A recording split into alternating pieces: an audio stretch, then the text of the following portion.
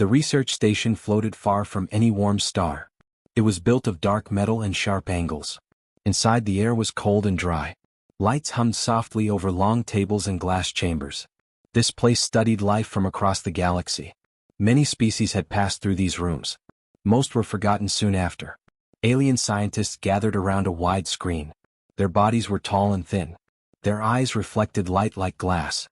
They spoke in calm tones filled with pride. To them, science was simple. Strong species survived. Weak ones faded away. A new sample appeared on the screen. Human DNA. The symbols looked tangled and uneven. The strands did not follow the clean patterns the aliens admired. The code seemed full of repeats, scars, and strange breaks. One scientist let out a sharp sound that meant laughter. Another tilted its head in disbelief. "This structure is unstable," one of them said. "So many errors," another replied. "How did this species survive space travel?" a third asked. Their laughter spread through the room. To them, human DNA looked like a mistake that never should have lived. James stood near the back wall. He wore a plain dark uniform. His hands were clasped behind his back. His face stayed calm. He had heard this kind of talk before. Many times. Emily stood beside him. She was smaller than most of the aliens in the room. Her eyes stayed on the screen, not on the scientists.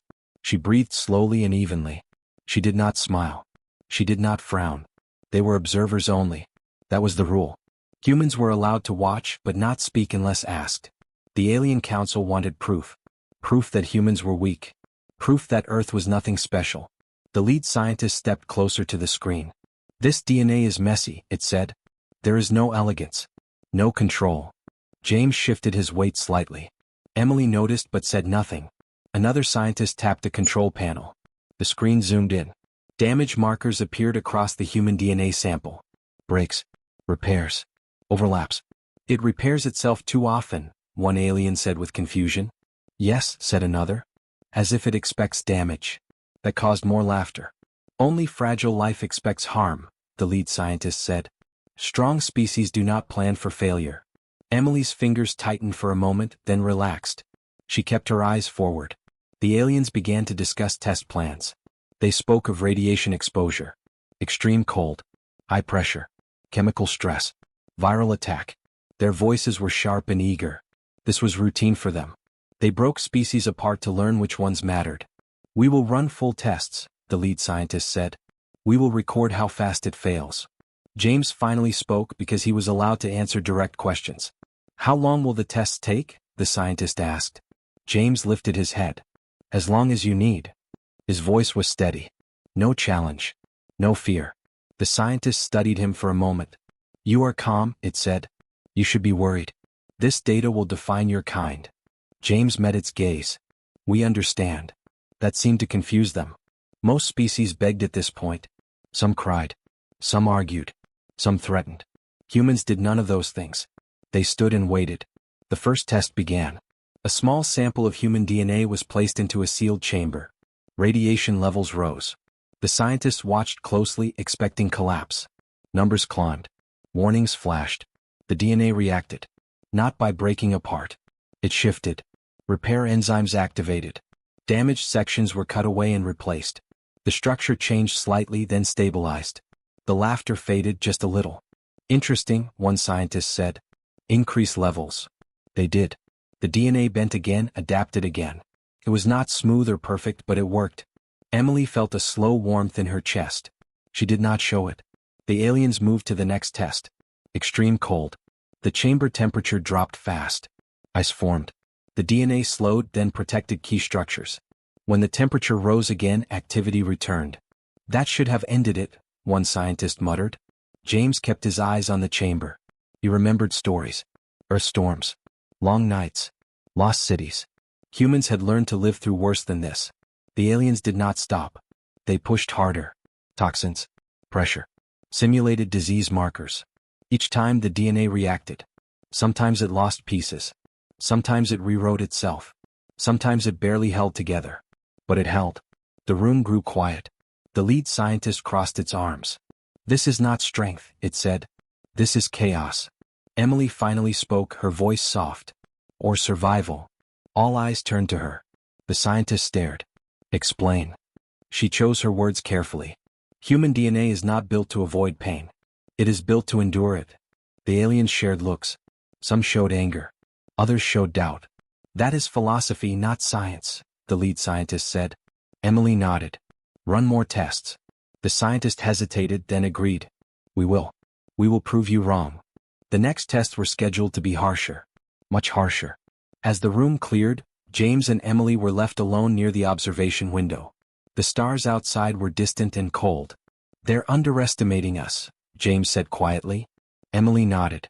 They always do. James looked back at the chamber where the DNA sample floated, still active, still changing. Do you think they'll understand?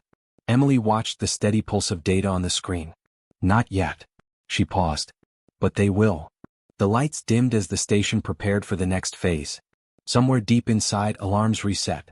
Power levels rose. The tests were about to become brutal. And human DNA waited, scarred, imperfect, and ready. The testing chamber sealed with a low sound. Thick glass walls locked into place. Inside, the human DNA sample floated in clear fluid, held steady by soft blue fields. Around it, machines waited, silent and ready. Michael stood near the main control table. He was taller than James, with a serious face and tired eyes. He had spent years studying human biology, but even he did not know what would happen next. Jessica stood beside him, her arms folded tight. She watched every number on the screen as if it mattered to her life. In a way it did. Across the room, alien scientists gathered again. Their earlier laughter was gone, replaced by sharp focus. They did not joke now. They did not smile. Begin stress cycle 1, the lead scientist said. Radiation levels rose fast. Bright warning lines crossed the screens.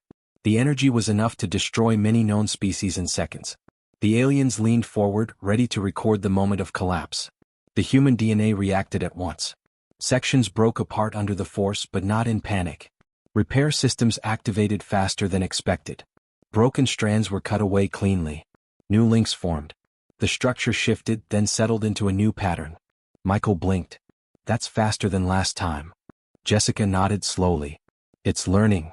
The aliens did not respond. Their eyes stayed fixed on the data. Increase radiation, one of them ordered. The numbers climbed again. The chamber glowed faintly. The fluid around the DNA shimmered as heat rose. This time more damage appeared. Long breaks formed. For a moment it looked like failure. Then the DNA changed again. Backup paths activated. Old repair codes came online. The structure became rougher, less neat, but stronger. Silence filled the room. Impossible, one scientist whispered. The radiation test ended. The DNA remained active. Proceed to disease simulation, the lead scientist said, though its voice had lost some confidence. Artificial viruses were introduced. They attacked weak points in the DNA, trying to copy and spread. On the screen, infection markers flashed red. Jessica leaned closer. Watch this part.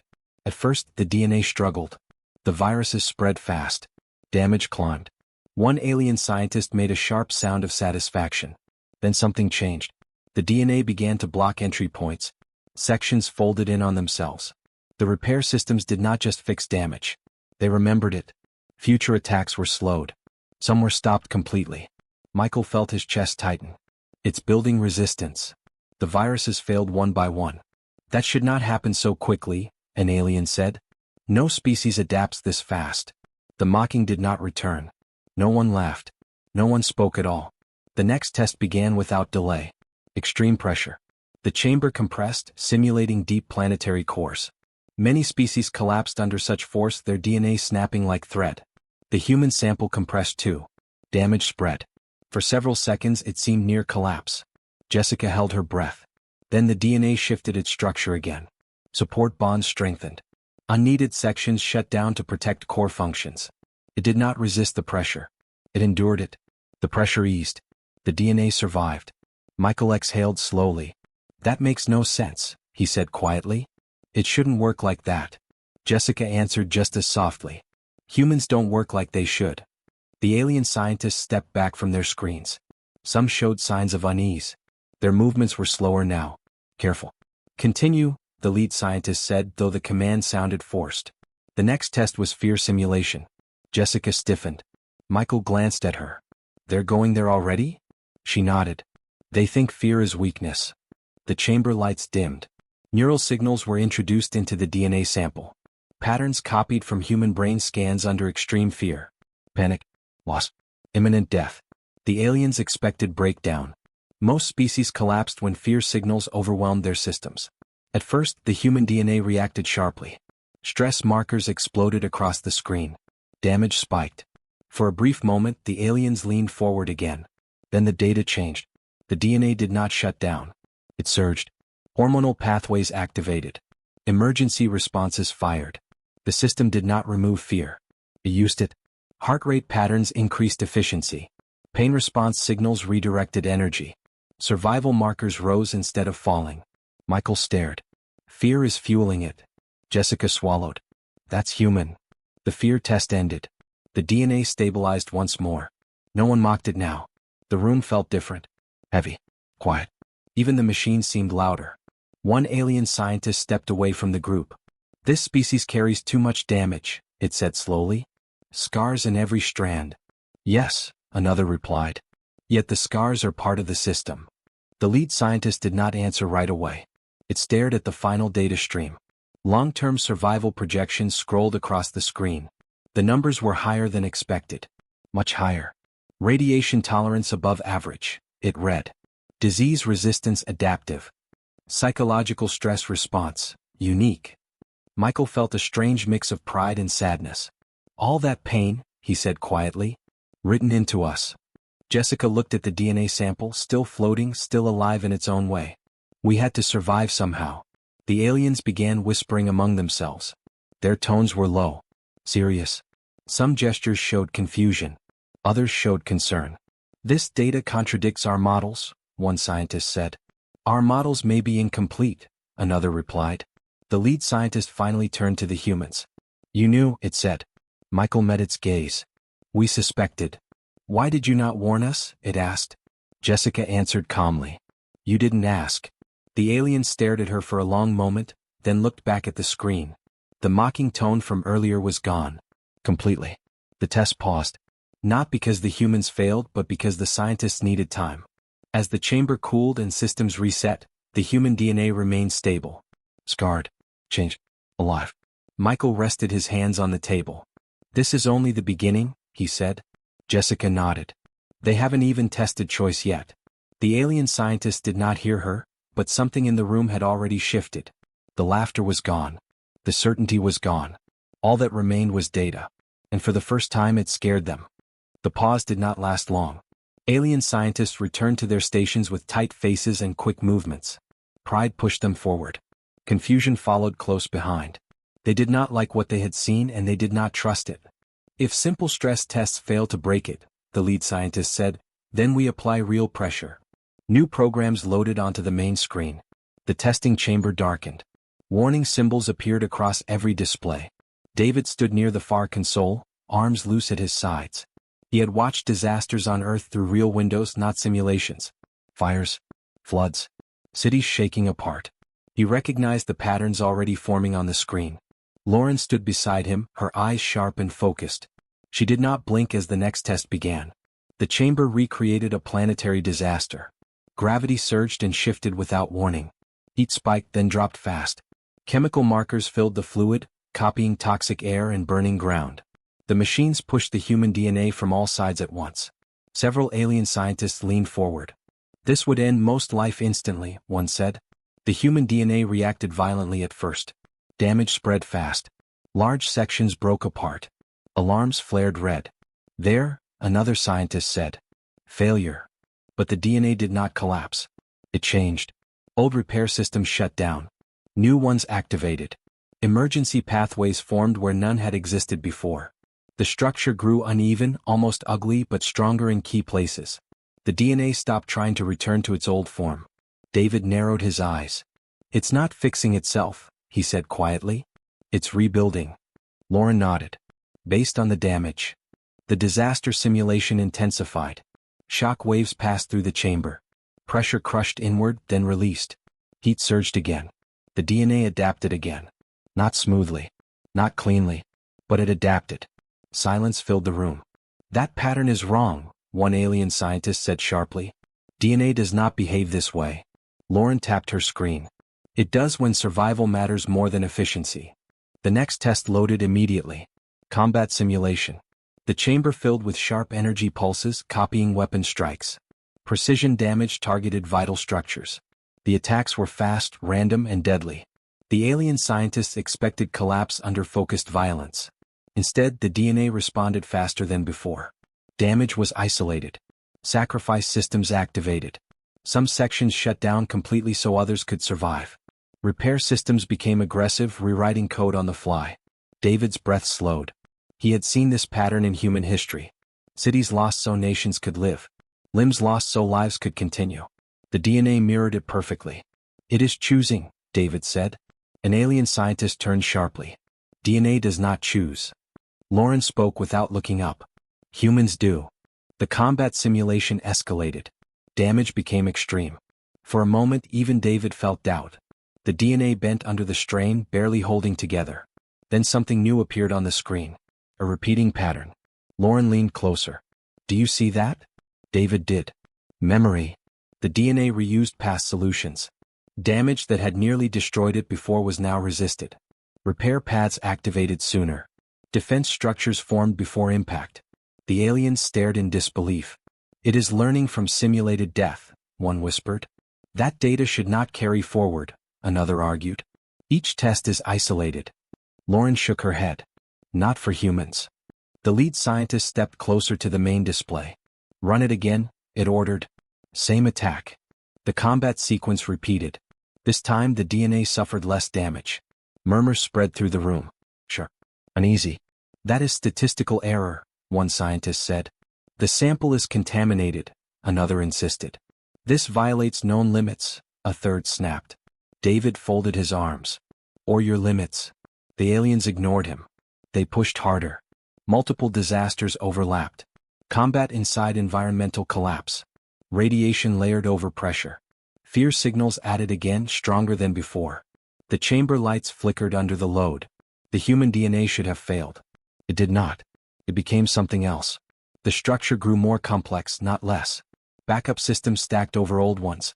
Damage routes were redirected before impact. The DNA no longer reacted after harm. It prepared for it. Lauren's hands trembled slightly as she watched. This isn't just survival, she said. It's anticipation. The room was silent except for the machines. One alien scientist stepped back, its posture tense. This species should not exist, it said. David looked at it calmly. We almost didn't. The data projections updated. Long-term survival under extreme conditions, rising. Adaptation speed, increasing. Failure probability, dropping. Several scientists began arguing. The models are broken, one said. The equipment is flawed, another replied. No species can adapt this fast, a third shouted. Others did not speak at all. They stared at the screen. Fear showed in small ways. A slow step backward. A pause before touching controls. A silence where confidence once lived. Lauren noticed it first. They're scared, she whispered. David nodded.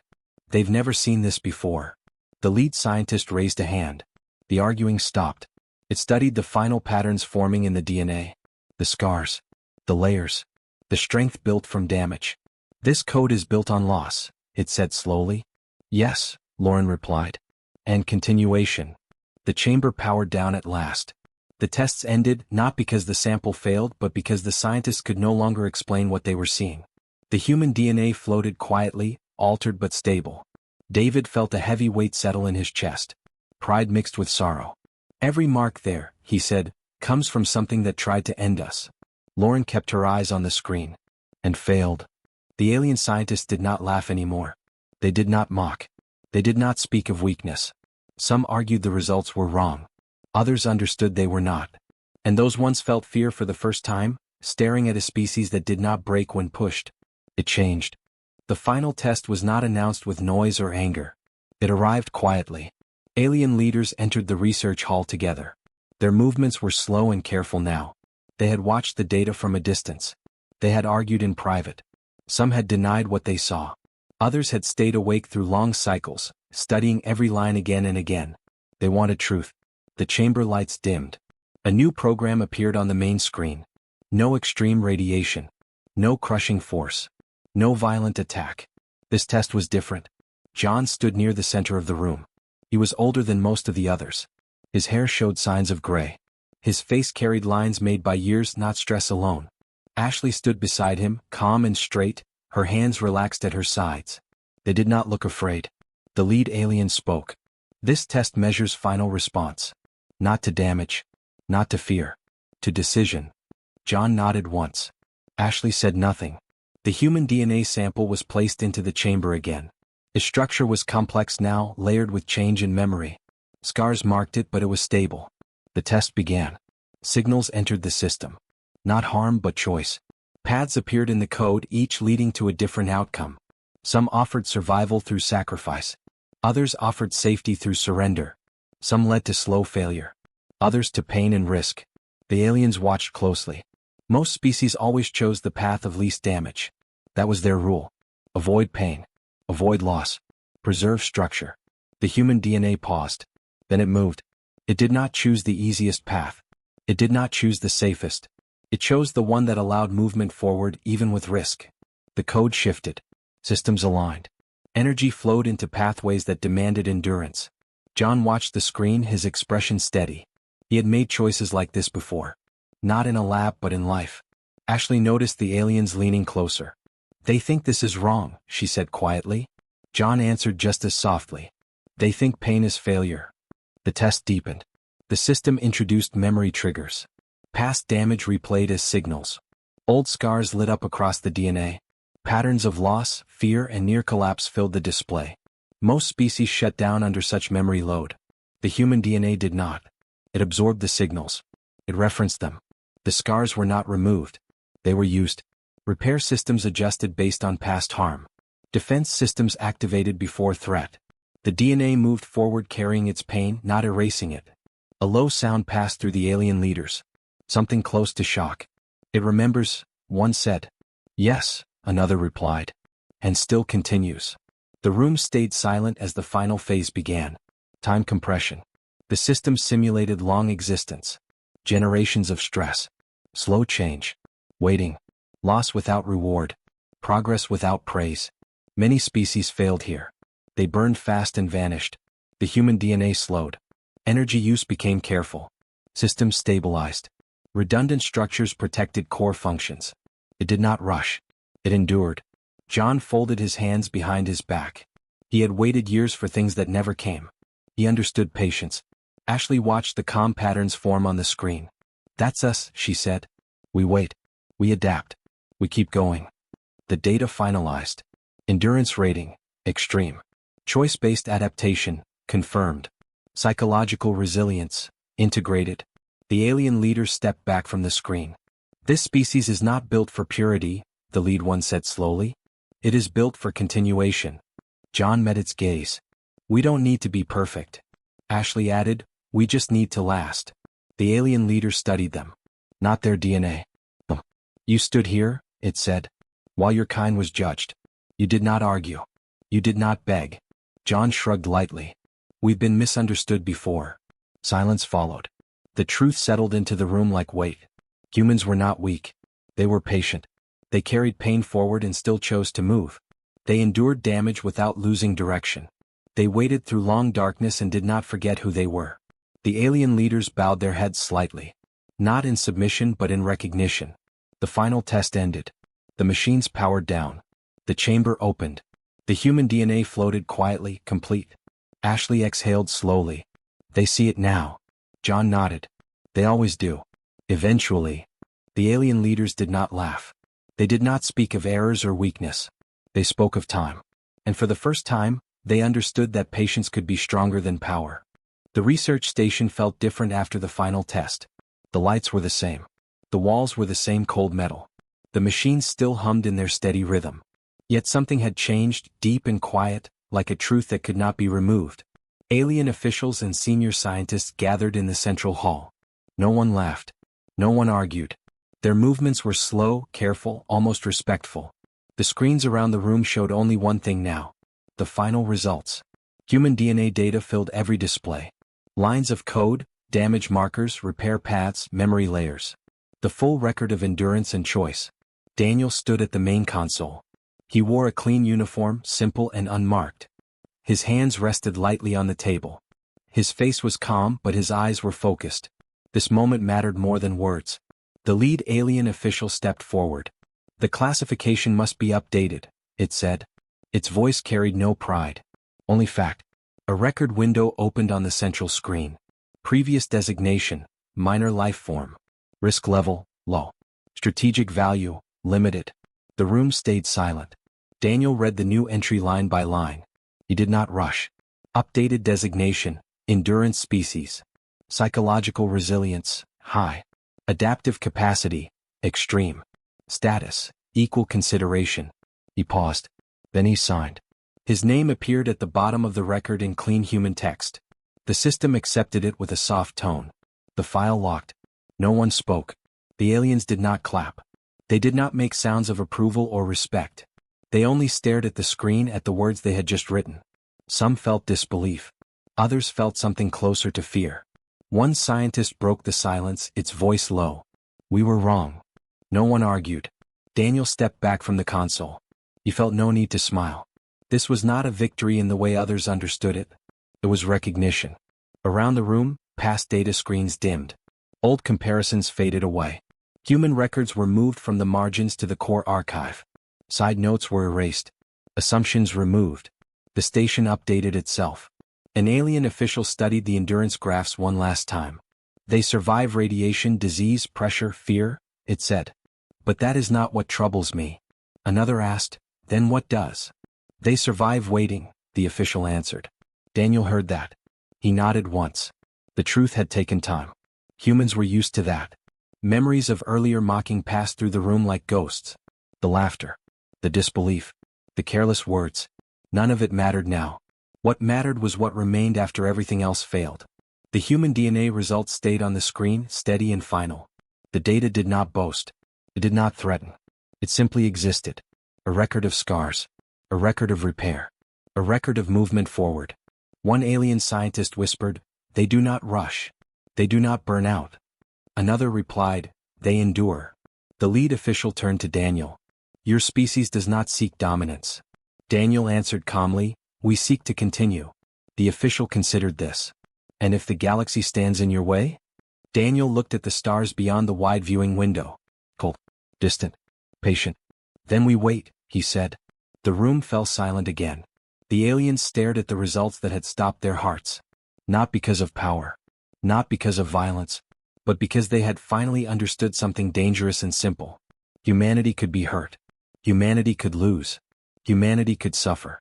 And still it would go on. The screens dimmed. The record was complete.